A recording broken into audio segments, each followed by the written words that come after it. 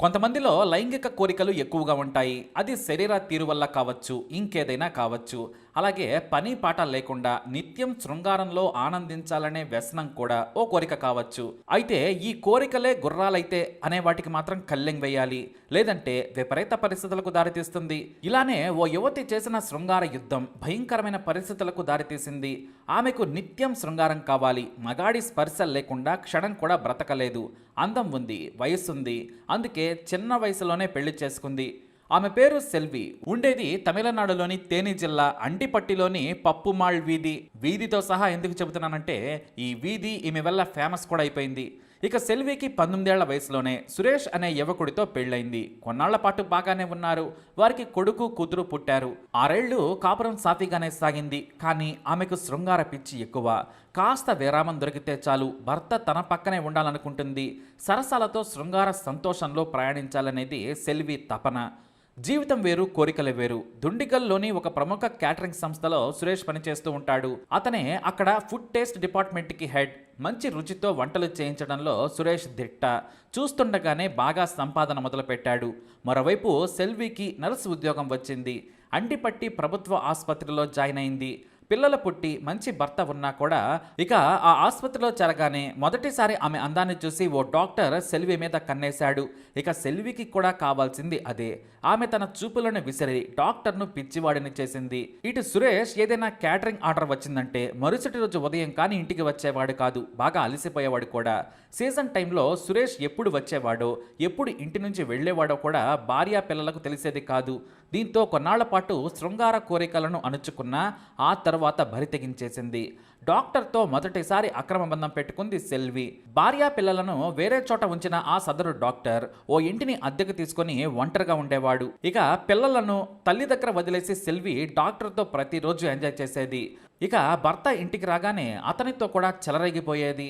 అతను డ్యూటీలో ఉన్నాడని తెలియగానే నైట్ డ్యూటీ పేరుతో ఇటు డాక్టర్ దగ్గరికి వెళ్ళిపోయేది. అలా శృంగార పోరాటం మొదలుపెట్టింది.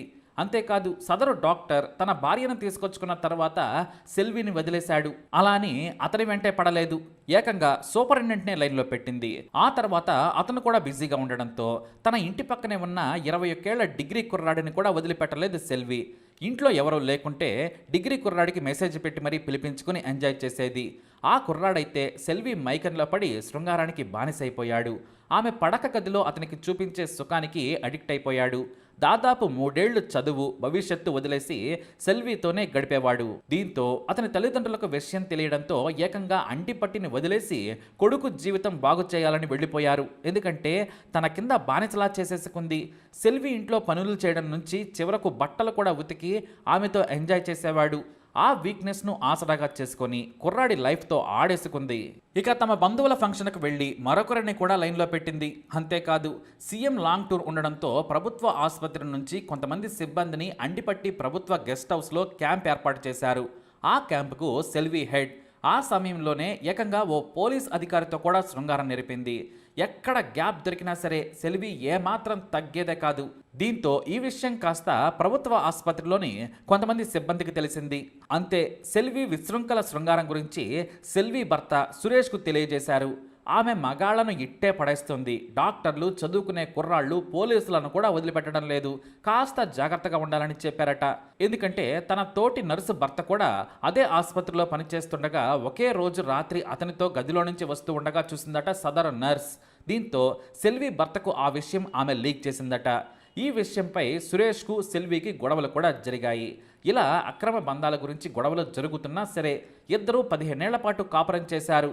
కానీ వయసు పెరిగే కొద్దీ సెల్వి ఇంకా రెచ్చిపోయింది తప్ప ఎక్కడా తగ్గలేదు. తన బుద్ధి కూడా మార్చుకోలేదు. ఇక చేసేది లేక పిల్లలకు అసలు విషయం చెప్పేసి ఆమెను వదిలేసి వెళ్ళిపోయాడు సురేష్. సెల్వి తన పిల్లలను తల్లిదండ్రుల దగ్గర వదిలేసి అంటిపట్టిలోనే తన లవర్స్ దగ్గర డబ్బు లాగి మంచి ఇల్లు కొనుక్కుంది. అంతేకాదు మొదటి అంతస్తులో తన బెడ్రూమ్ను మాత్రం ప్రత్యేకంగా తయారు చేయించుకుంది. సెల్వి ప్రియుడైన ఓ డాక్టర్ ఆమె కోరిక మేరకు ఖరీదైన ఫోమ్ బెడ్ను కానుకగా ఇచ్చాడు.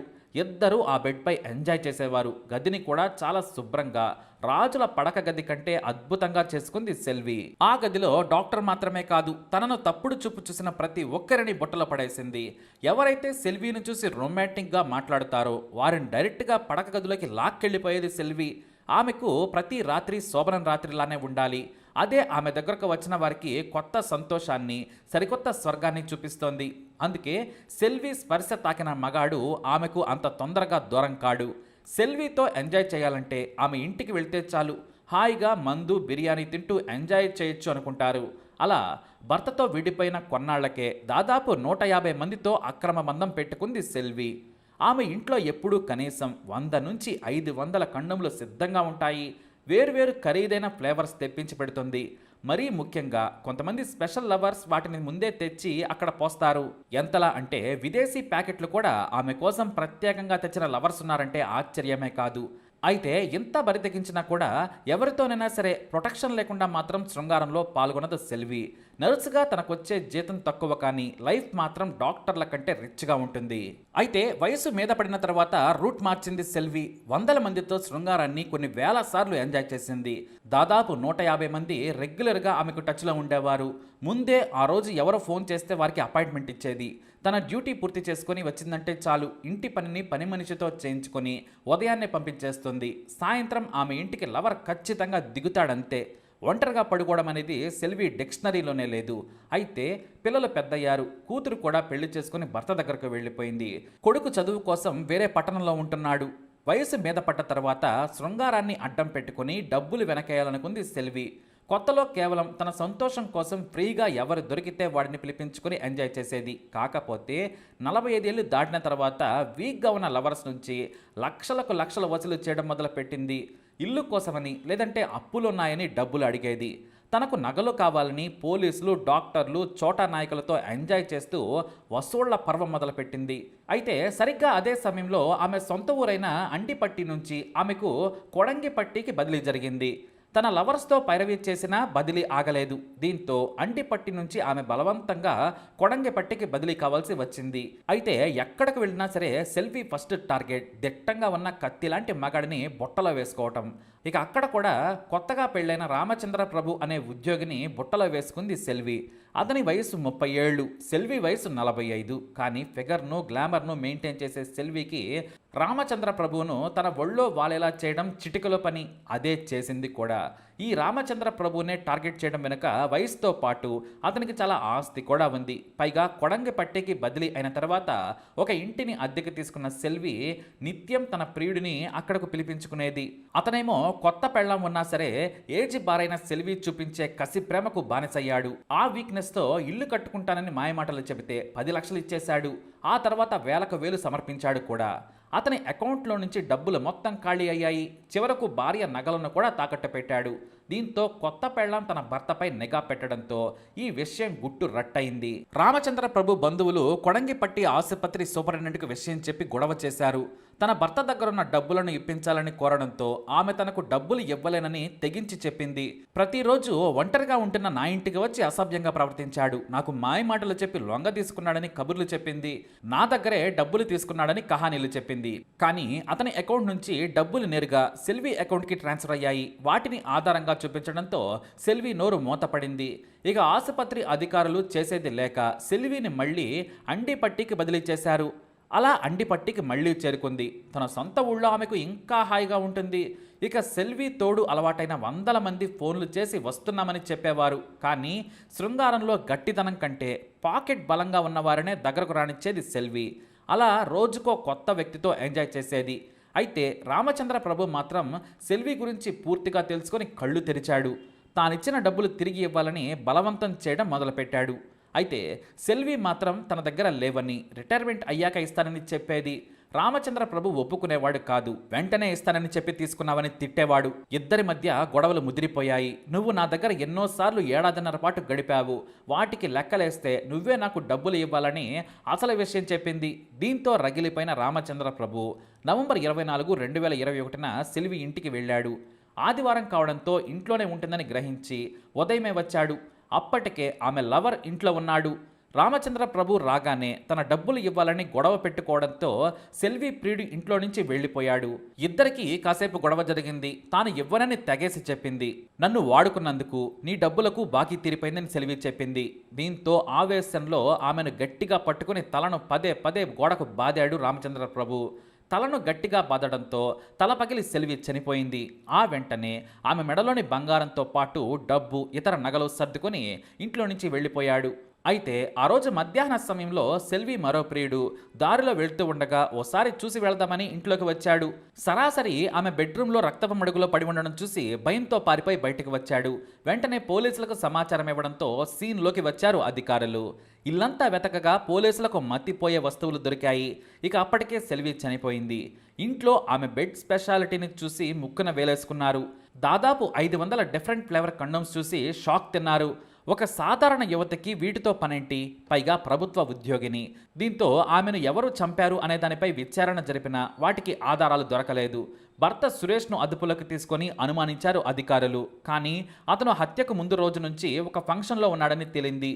అయితే అతను పోలీసులకు కీలక సమాచారం ఇచ్చాడు. మా ఆవిడ కామదేవత, శృంగారం కోసం ఏమైనా చేస్తుంది. ఆమెకు అదో పిచ్చి. సాధారణ మగాళ్ళు ఆమెను తృప్తిపరచలేదు. పని పాట లేని గ్లాడియేటర్స్ మాత్రమే సాటిస్ఫై చేయగలరేమో అన్నాడు. ఆ యాంగిల్లో విచారించండి, సులభంగా మీకు ఆధారాలు దొరుకుతాయని ఓ కన్ను కొట్టాడు భర్త. ఇక సెల్వి ఫోన్ డేటాను, మెసేజ్లను చూడగా ఏకంగా శృంగార సాహిత్యం బయటపడింది. రెగ్యులర్గా 150 మందితో ఆమె టచ్లో ఉంది. వారందరినీ పిలిచి విచారించగా నిజంగానే సెల్వితో గడిపాము, కానీ హత్య చేయలేదని చెప్పారు. సెల్వి హత్య విచారణ కారణంగా ఆమె ప్రియుల సంసారాలు కొన్ని కూలిపోయాయి. ఎందుకంటే చాలామందిని పోలీస్ స్టేషన్కు పిలిపించి విచారించారు పోలీసులు. వాళ్ళంతా కూడా రసరాజుల్లా ఆమెకు మెసేజ్లు పెట్టారు. సమయం సందర్భం లేకుండా కాల్ కూడా చేశారు. దీంతో వారి భార్యలు కూడా తమ భర్తలు ఎంత నీచులా అని వదిలేశారు. దాదాపు 20 రోజులు పోలీసులు కష్టపడగా ఓ మాజీ లవర్ పోలీసులకు చిక్కాడు. అతన్నే రామచంద్ర ప్రభు. ఆమె ఇంటికి వెళ్లే దారిలో ఉన్న సీసీ కెమెరాలో రామచంద్ర ప్రభు నడుచుకుంటూ వెళ్లడం కనిపించింది. అయితే మాస్క్ ఉండడంతో మొదట పోల్చుకోలేకపోయారు. రామచంద్ర ప్రభును లైవ్లో చూసిన తర్వాత అతనే అని తేలింది. దీంతో అతన్ని విచారించారు పోలీసులు. అయితే ఆమెకు నాకు సంబంధం ఉన్నమాట నిజమే, కానీ హత్య చేసేంత దుర్మార్గుడిని కాదన్నాడు. కానీ రామచంద్ర ప్రభు భార్య మాత్రం అసలు విషయం చెప్పింది. వారి అక్రమ బంధంతో పాటు వారిద్దరి మధ్య ఉన్న వివాదాన్ని కూడా పోలీసులకు పోసగుచ్చినట్లు చెప్పింది. ఇక పోలీసులు అతని అకౌంట్ను పరిశీలించగా రామచంద్ర ప్రభుకు మరో 5-6 మహిళలతో సంబంధం ఉన్నట్లుగా కూడా గుర్తించారు. వెంటనే తమదైన శైలిలో విచారించడంతో తన దగ్గర లక్షల సొమ్ము తీసుకుని ఎగ్గొట్టింది. గొడవ సమయంలో ఆవేశం ఆపుకోలేక చంపానని చెప్పాడు. అంతేకాదు ఆమెలోని శృంగార యాంగిల్స్ని కూడా చెప్పాడు. ఇక ఈ రామచంద్ర ప్రభు పేరుకు, చేసే పనులకు ఎలాంటి సంబంధం లేదని పోలీసులు ఫైర్ అయ్యారు. అలాగే సెల్వి మితిమీరిన శృంగార పిచ్చే హత్యకు దారితీసిందని కూడా తేల్చారు. ఈ ఘటన తమిళనాడులో సంచలనం సృష్టించింది. శృంగారం కోసం మరి ఇంతలా బరి తెగిస్తారా అని అంతా ముక్కున వేలేసుకున్నారు కూడా. మరి సెల్వి చేసిన యుద్ధంపై మీ అభిప్రాయాన్ని కమెంట్ ద్వారా తెలియజేయండి. అలాగే ఇలాంటి ఇన్ఫర్మేషన్స్ కోసం వీడియోని లైక్ చేయండి, షేర్ చేయండి, మా ఛానల్ని సబ్స్క్రైబ్ చేసుకోండి.